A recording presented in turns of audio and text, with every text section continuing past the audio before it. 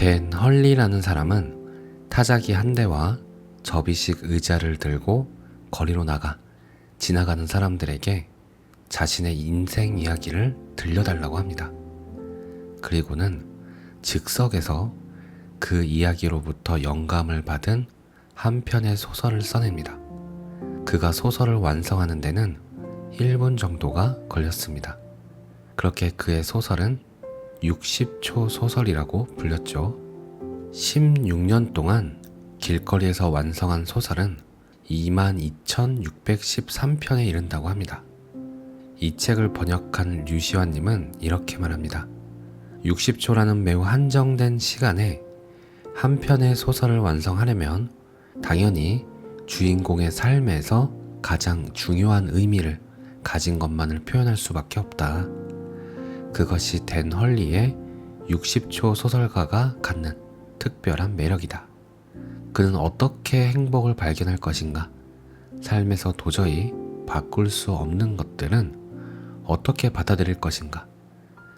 진정으로 살아있다는 것은 무엇이며 어떤 것이 자신에게 가장 소중한가를 정확히 지적한다.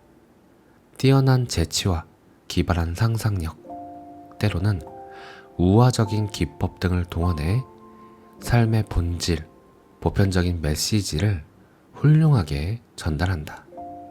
저는 60초 만에 그림을 그리는 사람은 봤어도 소설을 60초 만에 쓰는 사람은 못 봤습니다. 그런데 여기 있네요. 오늘은 댄 헐리가 타자기를 들고 길거리로 나가게 된 이야기 부분을 소개해드리겠습니다. 그의 도전이 뭔가 제 가슴을 뜨겁게 만드는 것 같습니다. 댄 헐리의 60초 소설가라는 책의 일부 내용입니다. 당신에게 들려줄 이야기가 있다. 1982년 나는 25살이었고 시카고에 있는 미국 변호사협회에서 기자로 일하고 있었다. 하지만 내 유일한 소망은 소설가가 되는 일이었다. 나는 매일 아침 6시에 일어나 소설을 썼다. 저녁에 친구들과 모여 대화를 나누다가도 벌떡 일어나 말하곤 했다. 방금 기가 막힌 소재가 떠올랐기 때문에 얼른 집에 가서 글을 써야겠다고. 그러던 10월 어느 날 아침, 출근길 버스 안에서 직장 동료와 함께 할로윈 축제 때 입을 옷을 고민하다가 문득 재미있는 생각이 한 가지 떠올랐다. 이러면 어떨까? 옛날 담배 피는 여자들처럼 타자기를 어깨에 짊어지고 군중 속을 돌아다니면서 짧은 이야기, 시, 소설 어느 것을 원하세요? 원하는 대로 써드립니다. 하고 말하는 거야. 직장 동료가 웃으며 말했다. 그래, 멋진 생각이야. 꼭 해봐, 댄. 물론 하고 말고. 대답은 그렇게 했지만 나는 그 일을 실행에 옮기지 않았다. 당연하지 않은가? 미치지 않고서야 그런 정신 나간 짓을 할 작가가 누가 있겠는가. 그러나 겨울이 지나고 이듬해 봄이 될 때까지도 그 생각이 내 머리를 떠나지 않았다. 일종의 행위 예술처럼, 아니 행위 문학처럼 거리 한 모퉁이에서 그런 일을 해보는 것도 좋을 것이라는 생각이 들었다. 무엇보다도 군중 속에서 사람들의 요구에 따라 글을 쓴다는 참신한 생각이 나를 사로잡았다. 엉뚱하고 기발하고 어떻게 보면 미친 짓이지만 그래도 흥미있는 일이었다. 혼자 책상에 앉아 글을 짜내는 것보다 사람들에게 더 직접적인 감동을 줄 수 있으리라는 느낌이 들었다. 아니면 적어도 나중에 자식들에게 들려줄 재미있는 경험담 하나는 갖게 되리라. 어느 날 밤 자리에 누워 잠을 청하던 나는 평소처럼 한번 저질러버려? 하는 생각과 씨름하고 있었다. 마침내 나는 침대를 박차고 일어났다. 책상 앞으로 가서 스탠드 불을 켜고 변호사들이 쓰는 노란색 노트를 꺼냈다. 그리고는 그 엉뚱한 생각을 실행에 옮길 방법을 연구하기 시작했다. 가장 큰 문제는 타자기의 무게였다. 당시 나는 1953년형 로얄 타자기를 쓰고 있었다. 크고 둔탁한 그 회색 타자기를 들어 올리는 순간 어깨에 메고 걷기에는 너무 무겁다는 사실을 깨달았다. 그때 주방 벽장에 처박아둔 영화 감독들이 쓰는 접는 의자가 떠올랐다. 그 의자에 앉아 무릎에 타자기를 올려놓으면 문제가 해결될 것 같았다. 벽장에서 의자를 꺼내 먼지를 털어낸 다음 나는 그곳에 앉아 무릎에 타자기를 올려놓았다. 꽤 묵직하긴 했지만 무릎 크기에 딱 맞았다. 불안정하거나 별로 흔들리지도 않았다. 진짜로 한번 해볼만 했다. 그런데 뭐라고 간판을 달지? 그때 1분 경영이라는 베스트셀러의 제목이 떠올랐다. 거기에서 힌트를 얻은 나는 지나가는 행인들이 볼 수 있도록 타자기 뒤에 붙일 작은 간판을 썼다. 60초 소설, 즉석에서 써드립니다. 그 주 목요일 저녁, 나는 매달 열리는 작가 모임에 참석해 그곳에 모인 동료 작가들을 대상으로 실험을 했다. 각자에게 몇 마디 질문을 던진 뒤 그 대답에서 영감을 받아 즉석에서 20줄 정도의 글을 타자기로 쳤다. 자, 어떻습니까, 여러분? 나는 쓰다듬어 주기를 바라는 개처럼 참석자들을 돌아보며 물었다. 친한 작가 하나가 말했다. 글쎄, 댄, 조금 이상한 것 같아. 하지만 나는 신경 쓰지 않았다.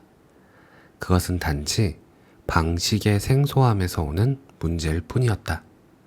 내가 정말 두려워한 것은 거리에서 경찰에게 체포당하거나 사람들로부터 조롱을 당하고 아니면 완전히 무시당하는 일이었다. 심지어 어떤 남자가 타자기를 집어들어 나한테 내던지는 무서운 상상도 들었다. 한편으론 그런 두려움들 때문에 오히려 더 도전해보고 싶은 생각이 들었다. 나는 미지의 낯선 세계를 향해 길을 떠나려 하고 있었다. 무슨 일이 일어날지 알려주는 자세한 지도를 갖고 있다면 일부러 고생하면서 여행을 떠나지도 않았을 것이다. 1983년 4월 24일 일요일 오후 2시 나는 영화 감독들이 쓰는 천으로 된 접는 의자와 13kg이나 나가는 1953년형 로얄 타자기를 챙겨들고 시카고 미시간 애비뉴의 세찬 바람 속으로 걸어나갔다. 그러고는 큰 건물 앞 인도에 자리를 잡았다. 나는 조끼까지 딸린 회색 플라넬 정장에 세로줄 쳐진 흰색 옥스퍼드 셔츠를 입고 있었다. 거기에다 청색과 황금색이 어우러진 넥타이를 메고 코끝이 올라간 반짝이는 검은 구두를 신었다. 이렇게 변호사 협회에서 일할 때나 입는 정장 차림을 한 데는 이유가 있다. 행인들이 타자기를 무릎에 얹고 길거리에 앉아있는 나를 정신나간 사람이나 구걸하는 거지로 오해하지 않게 하기 위해서였다. 나는 사람들이 모일 것을 예상해 근처에서 가장 널찍한 인도의 자리를 잡았다. 그리고 의자를 펴고 앉아 무릎에 타자기를 올려놓았다. 그런 다음 지나가는 사람들이 볼 수 있도록 타자기 뒤에 60초 소설이라는 간판을 테이프로 붙였다. 처음에는 마치 알몸을 하고 거리에 나앉은 것처럼 기분이 정말 이상했다. 나는 억지로 용기를 내어 지나가는 중년 남자에게 물었다. 선생님, 60초 소설 하나 써드릴까요? 그가 대답했다. 오늘은 안 되겠어. 그러자 나는 엉겁결에 말했다. 그렇다면 내일 5시 50분은 어떨까요? 그 사람은 미소를 지었지만 그대로 가버렸다. 그 순간 나는 또 다른 기분에 사로잡혔다. 자유로우면서도 마치 버림받은 것 같은 느낌이었다. 내가 지금 무엇을 하고 있는 건지도 알 수 없었다. 하지만 한편으로는 내 자신이 살아있음을 이토록 강렬하게 느낀 적도 없었다.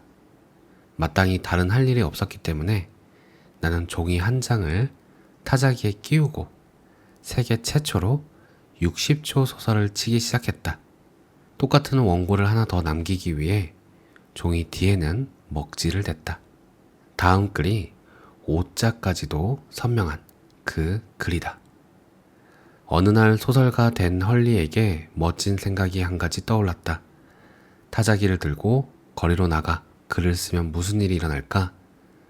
그래서 그는 바람 부는 봄날 오후에 타자기 하나를 들고 미시간 애비뉴로 걸어 나갔다. 사람들이 지나가면서 그를 보고 웃었다. 그는 마치 이방인이 된 듯한 기분이 들었다. 누구라도 당연히 그렇지 않겠는가? 이 글을 갖고 무엇을 해야 할지 알 수 없었다. 나는 지나가는 젊은 남자에게 물었다. 실례합니다만 제가 방금 쓴 60조 소설인데 한번 읽어보시겠어요? 아무 대답이 없었다. 몇 사람 더 시도했지만 그들 역시 내 말을 무시하고 지나갔다. 마침내 나는 타자기를 의자에 내려놓고 버스를 기다리고 있는 정장 차림의 중년 부인에게로 다가갔다. 부인, 제가 방금 쓴 글인데 어떻습니까? 그녀는 마지못해 대답했다. 괜찮군요. 마치 내가 스트립쇼를 하는 술집의 광고 전단이라도 돌리는 듯한 대꾸였다. 다시 제자리로 돌아와 앉은 나는 찬바람에 떨면서 지나가는 사람들에게 일일이 60초 소설을 써주겠다고 말했다. 이런 나의 행동은 일종의 심리 테스트와 닮아 있었다. 다시 말해, 나는 일종의 인간 로르샤르 테스트 용지였다. 아무도 내가 거기서 무엇을 하고 있는지 알지 못했고, 나 또한 내가 뭘 하는지 몰랐기 때문에 사람들은 나의 이런 행동에 어떤 의미가 있는지 각자의 성격에 따라 해석을 내려야만 했다. 어떤 사람은 냉소를 보이며 이렇게 말했다. 교묘한 속임수군. 마치 내가 돈 벌 궁리를 하다가 마침내 이런 일을 꾸민 게 틀림없다는 말투였다. 또 다른 사람은 동정 어린 눈빛으로 나를 보며 말했다. 굶주린 시인이야. 어느 나이든 여자는 지금 중고 타자기를 팔고 있는 거냐고 물었다. 그 다음에는 부부가 내 앞을 지나갔는데 여자가 남자에게 이렇게 묻는 소리가 들렸다. 저 사람 지금 뭐 하는 거예요? 남자가 대답했다. 일자리를 구하려는 거야. 사람들이 나를 관찰하는 것을 지켜보면서 나는 그들이 작가와 길거리를 어떻게 연결할까를 생각하며 재빨리 머리를 굴린다는 것을 알 수 있었다. 그렇게 30분 동안 난 지나가는 사람들 모두에게 무시당하고 오해를 받고 비웃음을 사면서 앉아 있었다. 그때 어느 나이든 남녀 한 쌍이 다가와 내 앞에서 걸음을 멈췄다. 그들은 나를 가리키며 큰 소리로 웃었다. 멍청한 또 한 쌍이 나타났다고 마음속으로 생각하고 있는데 여자가 나에게 말을 걸었다. 무얼 하는 건지 모르겠지만 아무튼 하나 써주세요. 남자가 흥미로운 미소를 지으며 덧붙였다. 정말 신기한 일이면 틀림없군. 나는 앉은 채로 그들을 쳐다보았다. 그들의 눈은 호기심으로 빛나고 있었고 얼굴에는 미소가 가득했다. 정말로 흥미있어 하는 눈치였다. 나는 그들의 이름만 물어본 뒤 한편의 글을 쓰기 시작했다. 정말 신기한 일. 어느 구름 낀 오후의 일이었다. 조지와 미치는 미시간 애비뉴를 거닐다가 갑자기 살아있음을 느꼈다.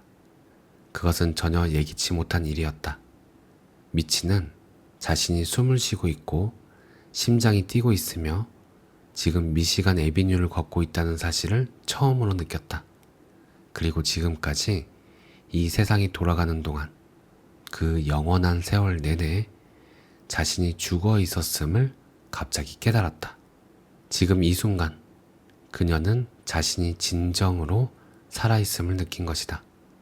조지는 이것이 자신의 인생, 자신의 하나밖에 없는 유일한 삶이라는 것을 깨닫고 가슴이 벅찼다. 그는 피부에서 땀이 솟는 것을 느낄 수 있었다. 귀로 자신의 숨소리를 들을 수 있었다. 실제로 사물들을 볼 수 있었다. 소리들을 실제로 들을 수 있었다. 그렇다. 살아있다는 것은 무엇보다 신비한 일이었다. 왜냐하면 너무 많은 사람들이 죽어 있기 때문이다. 너무도 많은 사람들이. 그들은 과거 속에서 산다. 내일을 너무 심각하게 생각한다. 그리고 타인에 대한 분노를 가슴에 품고 살아간다. 그들은 매 순간 어딘가로 달아나려고 애쓴다. 자기 자신을 잊어버린다. 또한 자신이 살아있다는 정말 중요한 사실을 잊고 있다. 그것을 잊을 때 당신은 죽은 사람이다. 그러므로 갑자기 살아있음을 느낀다는 것은 이 세상에서 가장 신기하고 낯설고 이상한 일이다. 진정으로 산다는 것, 진정으로 살아있다는 것, 100% 살아있다는 것, 삶을 위하여, 살아있는 사람들을 위하여. 조지와 미치, 그들은 정말 신기한 사람들이다. 타자를 치면서 사람들의 발길이 차츰 내게로 몰려드는 것을 느낄 수 있었다. 등 뒤에서 소곤대는 소리, 낄낄거리는 소리가 들렸다. 어떤 사람은 너무 가까이 다가와 내 팔꿈치를 건드리기까지 했으며 유모차에 탄 아이가 나를 만지작거리다 갔다. 마침내 타자기에서 종이를 빼내며 얼굴을 쳐들자 25명 정도의 사람들이 나를 빙 둘러싸고 있었다. 그들이 인도를 가로막고 있었기 때문에 다른 사람들은 그들을 피해 차도로 걸어가고 있었다. 한번 읽어봐요. 몇 사람이 소리쳤다. 나는 방금 쓴 글을 소리내어 읽었다. 내가 글을 다 읽자 사람들이 일제히 박수를 보냈다. 조지가 물었다. 돈은 어디다 놓을까요? 나는 놀라서 되물었다. 돈이라고요? 그때 군중 속에 있던 30쯤 되어 보이는 남자가 물었다. 다음 차례는 누구죠? 여기 줄이 있는 거예요? 그 순간 내 인생은 완전히 방향을 바꾸었다. 지금 이 순간도 그들이 나를 에워싸고 있는 것처럼 그들의 모습과 소리가 생생하게 기억난다. 처음으로 나의 유레카를 경험한 것이다. 내가 무엇을 발견했는지 또는 무엇이 나를 발견했는지는 알 수 없었지만 일이 잘 되어가고 있음을 느낄 수 있었다. 나는 또 한편의 글을 써주었다. 그리고 또 한편. 나를 둘러싼 사람들은 나에게 겁을 주거나 글을 못 쓰도록 방해하지 않았다. 오히려 내가 미친 듯이 창조성을 발휘하도록 자극을 주었다. 앞에서 기다리고 있는 그들은 내 글의 긴박한 원고 마감 시간이 되어주었다. 단어들이 머릿속에서 튀어나와 한순간의 머뭇거림도 없이 곧바로 손가락으로 달려갔다. 시간은 사라졌다. 세상은 온통 단어들로 바뀌었다. 어느새 7편의 이야기를 쓰고 나니 추위 때문에 손가락이 뻣뻣했다.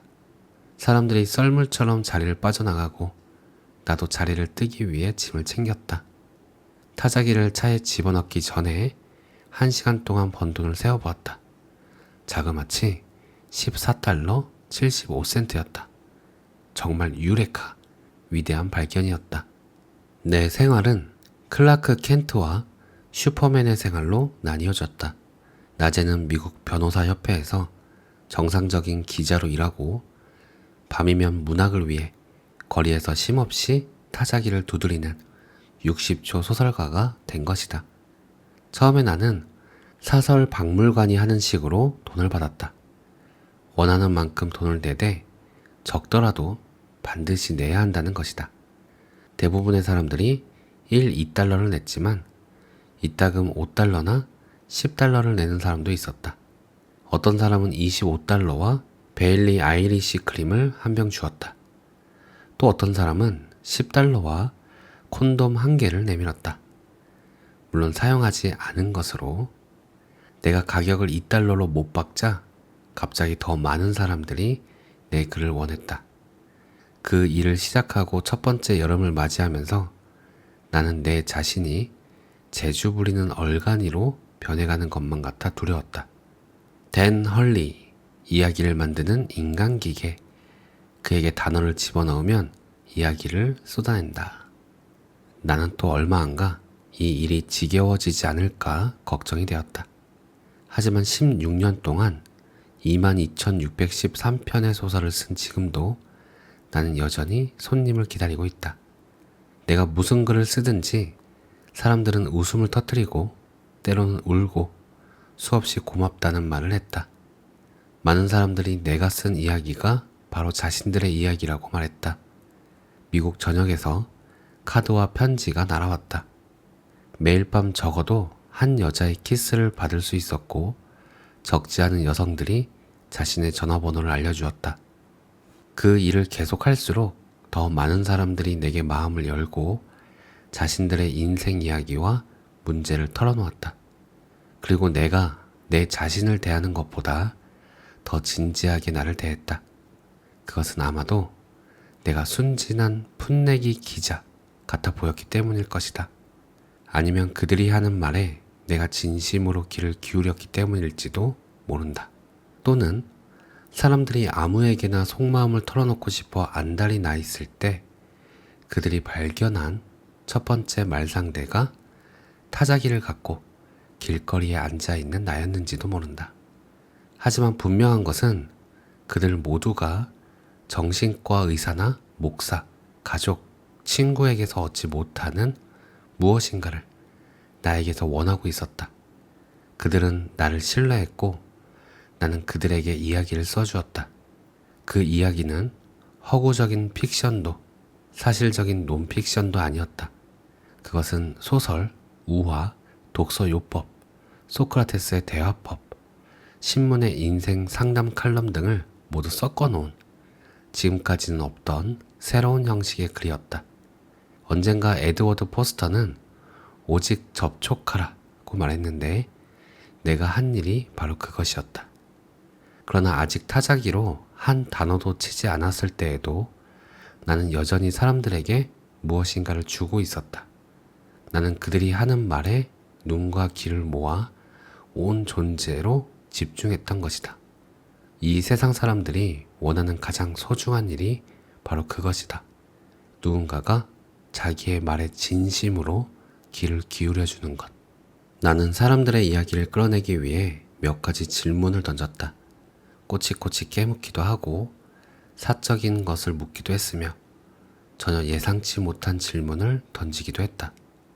왜 내가 당신에게 그런 얘기를 해야 합니까? 이렇게 말하며 반발하는 사람도 있었다. 그들은 무의식적으로 사람을 경계하고 의심하는 성격을 드러내고 있었다. 어떤 사람이 말한 모든 이야기 또는 말하지 않고 감춘 모든 이야기들이 정확히 그 사람의 삶을 드러내 주었다. 그 사람과 관련된 모든 것이 곧 그 사람 자신이라는 사실을 나는 깨달았다.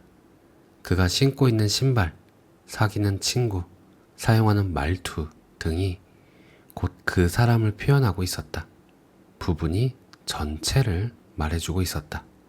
어떤 실말이라도 따라가다 보면 반드시 핵심에 이를 수 있는 것이다. 사람들이 무엇을 고백하더라도 나는 판단이나 의견을 덧붙이지 않고 그냥 그 사람의 말에 귀를 기울였다. 직장 상사와 불륜의 사랑에 빠진 한 결혼한 여비서의 말에도 귀를 기울였다. 그녀는 상대방에게 자신의 마음이 담긴 편지를 전해주고 싶어 했다. 자신이 정말로 엘비스 프레슬리라고 생각하는 정신나간 친구의 말에도 나는 편견 없이 귀를 기울였다. 회색 양복 차림의 사업가가 이혼을 앞두고 울면서 신세를 한탄하는 말에도 귀를 기울였다. 아이들, 마약 중독자, 노숙자, 유명인, 정신병 환자, 우주비행사, 시장, 영화배우, 백만장자, 그리고 한 번은 어떤 살인자의 고백도 들을 수 있었다. 그들이 엉망진창 뒤죽박죽된 자기 인생의 진실을 이야기할 때 나는 그 모든 이야기에 진심으로 귀를 기울였다. 8월의 어느 초저녁 한 젊은 청년이 내게 다가오더니 자신의 이름이 알버트라고 말하고는 내가 질문할 틈도 주지 않고 이야기를 쏟아내기 시작했다. 그의 눈에는 타자기를 갖고 길거리에 앉아있는 이 사람이 세상에서 가장 자연스러운 존재로 보이는 듯했다. 직장을 잃었으며 여자친구가 임신을 했고 살 아파트를 구하고 있다는 그의 이야기에 나는 말없이 귀를 기울였다. 나는 많은 변화를 겪고 있어요. 20분간 쉴 새 없이 이야기를 한 뒤에 그가 말했다. 내 삶이 크게 흔들리고 있어요. 지금 하나님께 기도할 거예요. 정말로 하나님께 기도할 생각입니다. 마침내 내가 공짜로 써준 글을 갖고서 그는 정처 없이 길을 떠났다. 나는 그 자리에 앉아 지나가는 사람들을 바라보고 있었다. 그때 서서히 어떤 생각 하나가 떠올랐다. 1분에 약 60명의 사람들이 내 앞을 지나가므로 1초에 약 1명꼴이 되는 셈이다. 나는 사람들 수를 일일이 세어보았다. 어떤 사람은 생각에 잠겨 터벅터벅 걸어갔다. 그런 사람들은 바닥만 보고 걷느라 나를 쳐다보지도 않았다. 또 어떤 사람은 이브닝 드레스와 턱시도를 입고 웃음을 터뜨리며 여발한 듯이 걸어갔다. 그들은 인생의 즐거운 한때를 보내고 있었다. 그런 사람들의 모습을 보면서 나는 갑자기 깨달았다. 이 모든 사람들, 그들이 누구든지 간에 1분에 60명, 1시간에 3,600명, 하루 저녁에 보통 3만 명에 이르는 모든 사람이 복잡하고 이해할 수 없는 삶을 살아가고 있는 것이다. 수백만, 수천만의 사람들이 그렇게 살아가고 있었다. 그리고 나는 그곳에서 그들의 이야기에 귀를 기울이고 그것을 글로 옮겼다. 돈 많고 유명한 사람들이 아니라 평범한 보통 인간들을 위해서, 그리고 수백만이 접하는 대중 매체가 아니라 한 번에 단지 한 사람만을 위한 소수 매체를 위해서. 그것은 작가와 독자의 직접적인 대화이고 출판사의 간섭 없이 그 자리에서 곧바로 이루어지는 새로운 의사소통이었다. 그 이후로 나는 60초 소설을 쓰는데 내 인생을 바쳤다. 시카고에서 뉴욕, 서쪽으로는 하와이, 북쪽으로는 캐나다, 남쪽으로는 플로리다에 이르기까지 나는 길거리에서 또는 인터넷 통신으로 글을 썼다. 백화점이나 신상품 전시회, 술집이나 성인식 파티에서도 글을 썼다. 지금까지 내가 60초 소설을 써준 22,613명이 모두 모인다면 아마 메디슨 스퀘어 가든도 비좁을 것이다. 나는 이 일을 시작한 첫날부터 카본지로 복사한 내가 쓴 60초 소설의 복사본을 모두 보관해 두었다. 지금 내 서재에는 화장지만큼 얇은 그 복사본들이 1m가 넘는 높이로 쌓여 있다. 그 종이들의 색깔은 흰색, 초록색, 분홍색, 파란색, 노란색 등 다양하다.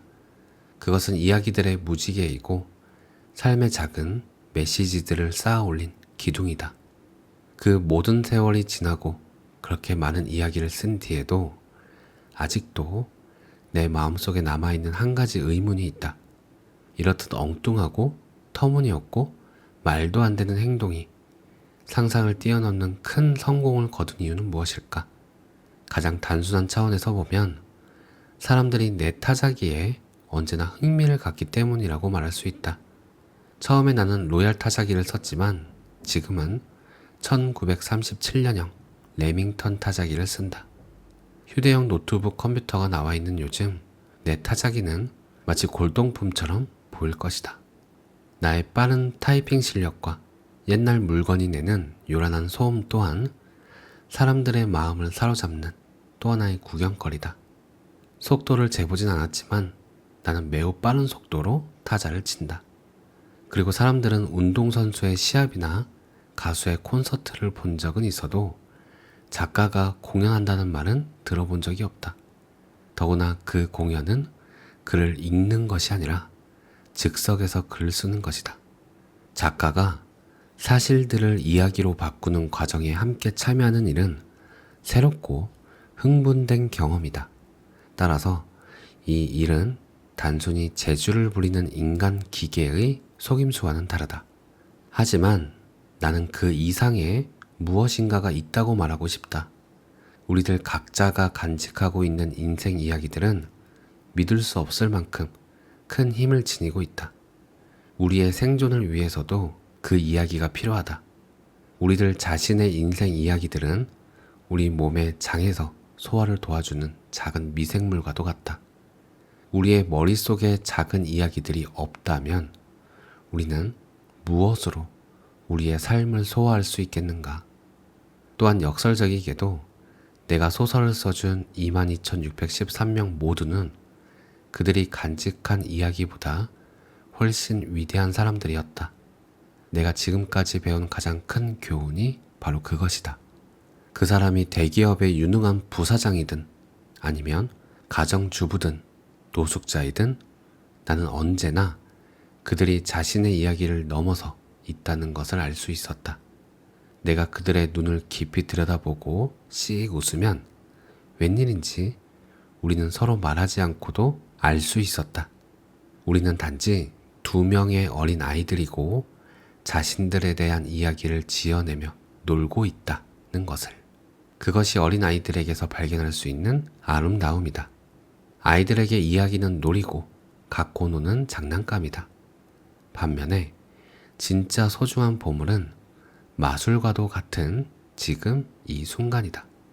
내 딸 애니는 걷기 시작하자마자 자주 걸음을 멈추고 무엇인가를 바라보곤 했다.